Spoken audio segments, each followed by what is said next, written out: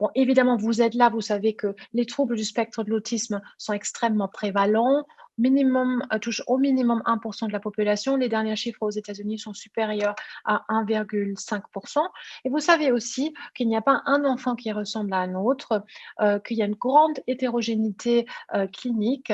Et c'est lié en partie au fait que ces troubles sont très comorbides. Donc, on trouve beaucoup d'autres troubles associés. Et parmi ces troubles associés, parmi les plus fréquents sont les troubles du sommeil qui touchent 50 à 80% des enfants, mais également toujours des adultes aussi avec un TSA. Et ça correspond chez l'enfant à une augmentation par au moins 4 fois 4 de la prévalence des troubles du sommeil par rapport aux enfants neurotypiques. Alors, quel type de troubles maintenant?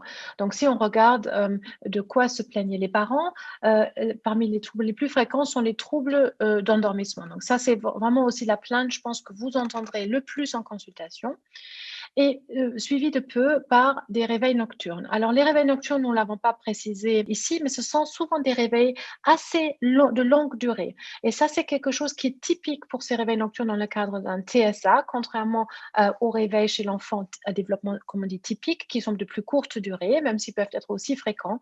Ici, il s'agit souvent effectivement des réveils de très longue durée.